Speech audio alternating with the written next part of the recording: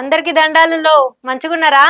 అయితే హైదరాబాద్ లా ప్రతి ఏటా కూడా బుక్ ఫేర్ చేస్తారు. ఏ పుస్తకం కావాలంటే ఆ పుస్తకం దొరుకుతది. చాలా పెద్ద ఎత్తున బుక్ ఫేర్ ని చేస్తారు. ఎక్కడెక్కడి నుంచో వచ్చి పుస్తకాలు కొనుక్కొని పోతారు. అసలు అదంతా ఎట్లా జరుపుతారు? అదంతా ఎట్లా జరుపుతారు? అసలు దాని ఏర్పాట్లు ఏంది? ఎట్ట చేయబోతున్నారు? ఎప్పటి నుంచి బుక్ ఫేర్ స్టార్ట్ కాబోతున్నది అనేది మాట్లాడేందుకు మన స్టూడియోలో హైదరాబాద్ బుక్ ఫేర్ కార్యదర్శి వాసు గారు ఉన్నారు. ఆయనని అడిగి ముచ్చట్లన్నీ మాట్లాడదాం, అడుగుదాం. అన్న నమస్తే. నమస్తే అమ్మా. బాగున్నారా? బాగున్నామ్మా, మీరు బాగున్నారా? బాగున్నామన్న. అయితే హైదరాబాద్ లో బుక్ ఫెయిర్ ప్రతి ఏటా చేస్తారు కదా మీరు? అవునమ్మా. అయితే ఎప్పటి నుంచి జరగబోతున్నది ఈ బుక్ ఫెయిర్ అనేది ఈ సంవత్సరం? ఈ సంవత్సరం బుక్ పేరు డిసెంబర్ 19 నుంచి 29 వరకు అమ్మా. డిసెంబర్ 19 నుంచి 29 వరకు మొత్తం 10 రోజులు జరుగుతుంది. అయితే 11 రోజు కూడా ఉంటది. కాకపోతే ఆ రోజు పెద్దగా సేల్ ఉండదు. అంత స్టాల్స్ తెచ్చుకొని బుక్స్ తెచ్చుకొని పెట్టుకునే వాళ్ళు ఈ ఆడవాళ్ళు ఎక్కువ మంది ఉంటారు. మొత్తంగా అయితే 10 రోజులు కరెక్ట్ గా జరుగుతుంది. ఇది గత 36 సంవత్సరాలుగా జరుగుతుంది. ఇది 37వ బుక్ ఫేర్. 37వ ఏట. 37వ ఏట. అయితే ఏర్పాట్లు ఎట్లా చేయబోతుండ్రన్న? ఈసారి ఏర్పాట్లు చాలా ఘనంగా చేయబోతున్నామ్మా. ఎందుకు అంటే గత 36 సంవత్సరాలుగా జరుగుతున్న బుక్ ఫేరు ఒక ఎత్తు అయితే ఈ సంవత్సరం జరగబోయే బుక్ ఫేర్ ఒక ఎత్తుగా ఉంటది. అంటే ఎంత మంది వస్తున్నారు ఈసారి? దాదాపుగా ఈసారి వచ్చే వాళ్ళ సంఖ్య డబుల్ అవుతుంది ఇంచుమించు. మేము లాస్ట్ బుక్ ఫేర్ లో దాదాపు 7-8 లక్షల మంది వచ్చారు జనాలు. పోయినేట అది సీజన్ గాని టైంలో పెట్టాం. ఫిబ్రవరి మాసంలో పెట్టాం. ఈసారి డిసెంబర్ లో పెట్టాం. జనరల్ గా హైదరాబాద్ బుక్ ఫేర్ అంటేనే డిసెంబర్. అది కాస్త మనకు లాస్ట్ టైం లేట్ అయింది కాబట్టి జనాలు తగ్గారు. ఈ సంవత్సరం ఇంకా పెరిగే అవకాశం ఉంది. 10 నుంచి 12 లక్షల మంది వచ్చే అవకాశం ఉంది. పోయినేట ఎంత మంది రావచ్చు? 8 లక్షల మంది వచ్చారు. 8 లక్షల మంది. 8 లక్షల మంది వచ్చారు. ఇంకెప్పుడు ఎక్కువ పెరుగుతారు. అయితే ఇప్పుడు ఎన్ని స్టాల్స్ పెట్టబోతురు? అంటే ఎన్ని వందల స్టాల్స్ వస్తున్నాయి? పోయినసారి మేము కూడా ఇంటర్వ్యూ తీసుకున్నాం. మీరు వచ్చారు. అయితే బొచ్చడన్ని ఉన్నాయి. ఇంకా ఇప్పుడు ఇంకా పెరగబోతున్నాయా? ఎట్లా ఉండబోతుంది? ఎన్ని స్టాల్స్ పెట్టబోతున్నారు? ఈసారి యాక్చువల్ గా స్టాల్స్ సంఖ్య 500 దాకా వచ్చే అవకాశం కూడా ఉంది. కానీ 350కి మేము షార్ట్ అవుట్ చేస్తున్నాం. ఎందుకు అంటే ఎక్కువ పబ్లిషర్స్ వస్తున్నారు. దాంట్లో ఈ సెకండ్ హ్యాండ్ తర్వాత పైరసీ సంబంధించినవి కొన్ని వస్తున్నాయి. దానివల్ల ఎవరైతే ముఖ్యమైన పబ్లిషర్స్ ఉన్నారో వాళ్ళు ఇబ్బంది పడుతున్నారు. వాళ్ళు తక్కువ రేటుకి ఇవ్వడం, లేకపోతే ఎక్కడెక్కడో బుక్స్ తీసుకొచ్చేసి సపరేట్ గా వేసుకొని మెయిన్ పబ్లిషర్ ని దెబ్బ తీసే పని చేస్తున్నారు. అట్లాంటి వాళ్ళని లాస్ట్ ఇయర్ ఐడెంటిఫై చేసాము. అంటే మీరు ముందుగానే చెక్ చేసాం. వాళ్ళని గుర్తించి ఈసారి వాళ్ళందరినీ మాక్సిమం మేము కట్టడి చేయడానికి తగ్గించడానికి ప్రయత్నం చేస్తున్నాం. అందుకే 350 వరకు తీసుకురావాలని చెప్పేసి మా కమిటీ నిర్ణయించింది. ఇప్పుడు 12 లక్షల మంది, పోయినసారి ఏమో 8 లక్షల మంది వచ్చారు. ఇప్పుడు ఇంకా పెరిగే అవకాశాలు ఉన్నాయి అంటున్నారు. మరి ఇంత మంది వచ్చినప్పుడు అతిథులను కూడా పిలుస్తారు కదా, ఎవరెవరు రాబోతున్నారు? ఈసారి బుక్ ఫేర్ కి యాక్చువల్ గా లాస్ట్ ఫిబ్రవరిలో జరిగిన బుక్ ఫేర్ టైంలోనే కొత్తగా గవర్నమెంట్ ఏర్పడింది మన రాష్ట్రంలో. అప్పుడు రేవంత్ రెడ్డి గారు ముఖ్యమంత్రి ప్రమాణ స్వీకారం చేసిన కొత్తలో పిలిచే ప్రయత్నం చేశాం గానీ ఆయన రాలేకపోయారు. అంటే ఒత్తిడి, కొత్త గవర్నమెంట్ ఆ పరిస్థితిలో రాలేదు. నెక్స్ట్ టైం వస్తామని చెప్పేసి అక్కడ సీఎంఓ ఆఫీసులు చెప్పున్నారు. ఈసారి ముఖ్యమంత్రి గారిని ఆహ్వానం పలుకుతున్నాం, వాళ్ళు వస్తామని చెప్పేసి కూడా సీఎంఓ ఆఫీస్ నుంచి మాకు ఒక సిగ్నల్ వచ్చింది. ప్రారంభం రోజు ముఖ్యమంత్రి గారు వస్తున్నారు. మొదటి రోజున మధ్యలో మంత్రులు ఉంటారు. టూరిజం మంత్రి అట్లా జూపల్లి కృష్ణారావు గారు కానీ, లేకపోతే మిగతా మంత్రులు కానీ ఒక్కొక్కరిని ఒక్కొక్క రోజు పిలవాలని చెప్పేసి అనుకున్నాము. అది షెడ్యూల్ అయితే పూర్తిగా ఇంకా సెట్ అవ్వలేదు. ముఖ్యమంత్రి గారు మాత్రం వచ్చే అవకాశం 100% ఉంది. అయితే అన్న ఒక్క ప్రశ్న, ఇప్పుడు మనం ఏది చూసినా ఇంట్లో వంటలు వండాలన్నా కానీ ఫోన్లోనే చూస్తున్నాం. ఇవాళ రేపు మొత్తం డిజిటల్ మయమే అయ్యింది. ఈ డిజిటల్ మయంలో ఏమైనా కావాలన్నా కూడా ఫోన్లోనే ఒత్తి చూస్తారు. అట్లాంటిది మీరు బుక్ ఫేర్ పెట్టి 2 లక్షల మంది ఆడికి రావుడు, బుక్కులు సేల్ అవ్వడు, ఇదంతా అసలు ఎట్లా అట్రాక్ట్ చేస్తున్నారు మీరు జనాన్ని? అమ్మ, నేను ఒక ఎగ్జాంపుల్ చెప్తాను. వాస్తవానికి మీరు అన్న క్వశ్చన్ చాలా మంచి క్వశ్చన్ ఇది.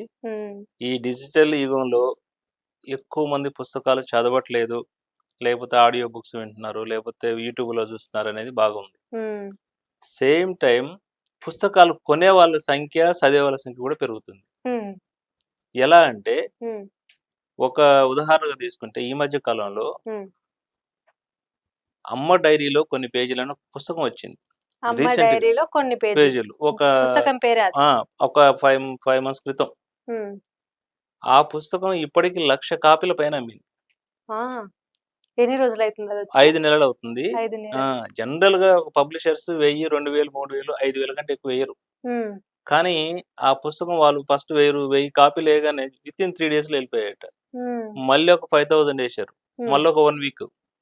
అలా, అలా, అలా ఏస్తూనే ఉన్నారు. ఇప్పటికి 5, 6 సార్లు ప్రింట్ చేశారు. హ్మ్.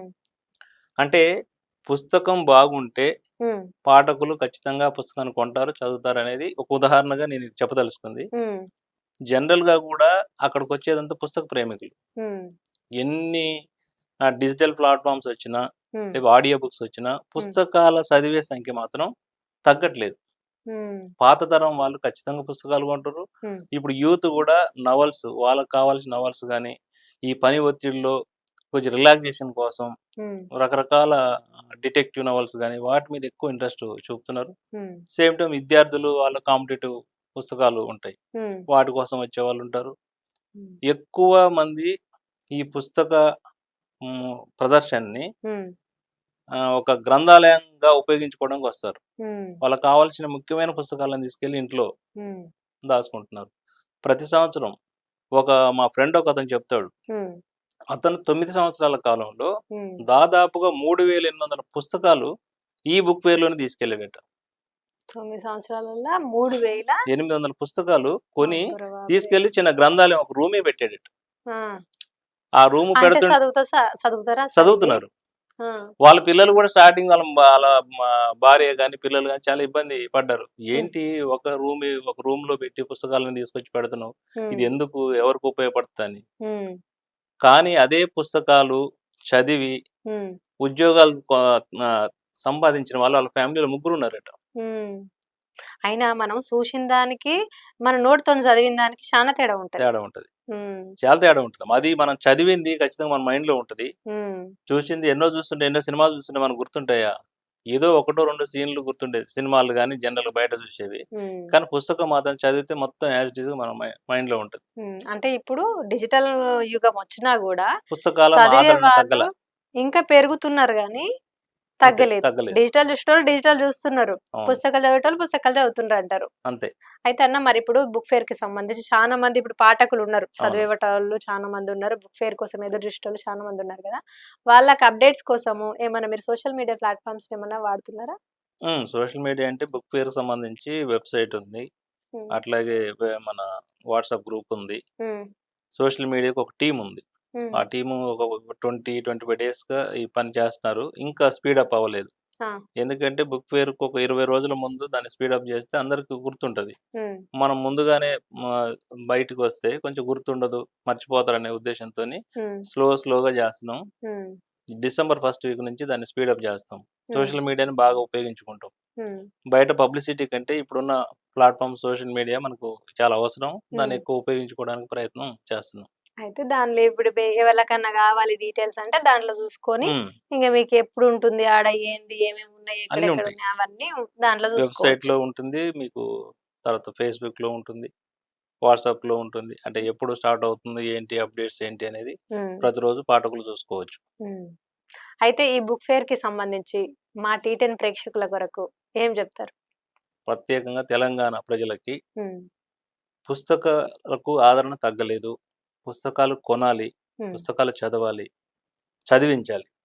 ఎందుకు అంటే ఇవి భవిష్యత్ తరాలు ఇప్పుడు ఇప్పుడు దాదాపుగా ప్రపంచంలో సైంటిస్ట్‌లుగా గాని, పెద్ద హ్మ్. మేధావులు గాని ప్రతి ఒక్కరూ పుస్తకాలను చదివే ఆ స్థాయికొచ్చారు. ఇప్పుడు ఇప్పుడు కాలానుగుణంగా కొత్తగా వస్తున్న ఇండస్ట్రియలిస్టులు గాని, పెద్ద పెద్ద బిజినెస్ మ్యాన్‌లు గాని, హ్మ్. పుస్తకాలు చదవకుండా, అప్‌డేట్ గాకుండా వారికి తెలిసిన సబ్జెక్టు. హ్మ్. బిజినెస్ అయితే బిజినెస్. ఇతర వాళ్ళకి ఏ సబ్జెక్ట్ కావాలి, దేంట్లో రాణించగలగాలంటే, దానికి సంబంధించిన బుక్స్ కొని రిఫర్ చేయడం గాని, చదవడం గాని చేస్తేనే ముందుకు రాణించగలుగుతారు. హ్మ్. అట్లాగే తెలంగాణ ప్రజలకు హ్మ్. తెలంగాణ గవర్నమెంట్ వచ్చాక హ్మ్. ఉద్యోగాలు వేస్తున్నారు. మనం చూస్తున్నాం ఈ మధ్య కాలంలో. ఇప్పుడు మన బుక్ ఫెయిర్‌లో కొన్ని వేల పుస్తకాలు హ్మ్.